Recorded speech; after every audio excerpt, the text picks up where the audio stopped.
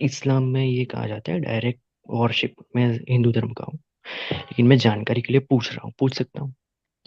اسلام میں یہ کہا جاتا ہے کہ تھوڑا زور نہیں سے بولی. ہاں, تو یہ کہا جاتا ہے کہ جو عبادت آپ لوگ کرتے ہیں وہ اللہ کی کرتے ہیں, تو بیچ جی میں کوئی آتا نہیں ہے.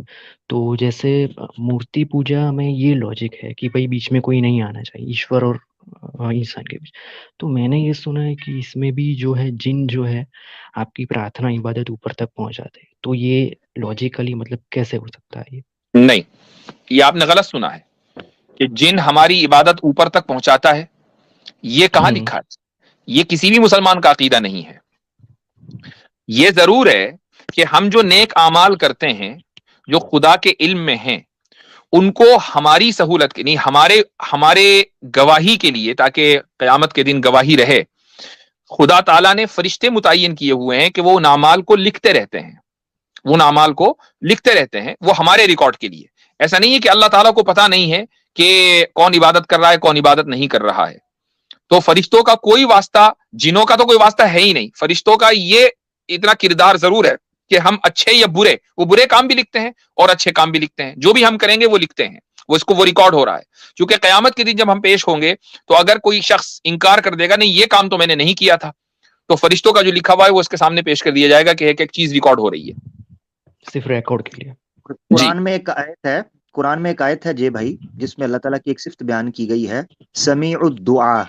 سمیع الدعا, سمیع الدعا کا مطلب ہوتا ہے جو ڈائریکٹ آپ کی جو اپاسنا ہے, آپ کی جو پرارتھنا ہے, آپ کی جو پوجا ہے, اس کو سننے والا ہے.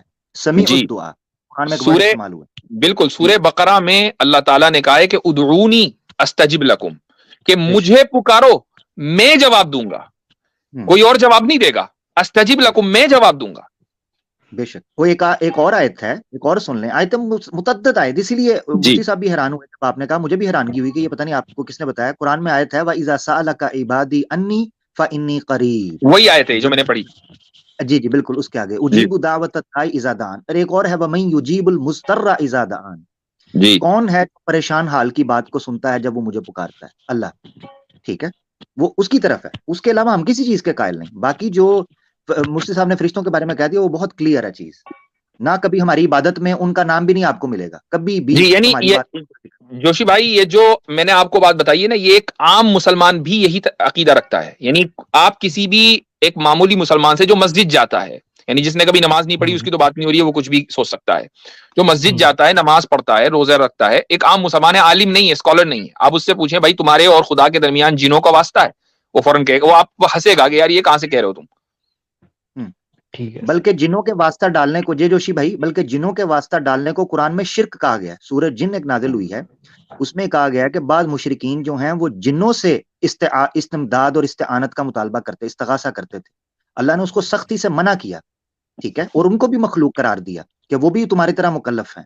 وما خلقت الجن والانس الا لیعبدون.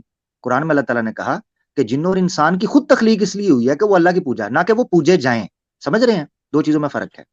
بہت شکریہ. ٹھیک ہے. اور مفتی صاحب ذرا پلیز میل پڑھ کر جواب دیجیے گا, شاید اور آپ کو برا نہیں لگے گا. سوری برا لگا ہو تو, برا نہیں لگے گا آپ کو. نہیں, میں نے شاید آپ کا میل چیک بھی نہیں کیا, تو اسی نام سے, جے جوشی ہی کے نام سے اگر میں سرچ کروں اپنے ای میل پر, ہو جائے گا. ٹھیک ہے, میں انشاءاللہ چیک کرتا ہوں. شکریہ. Thank you.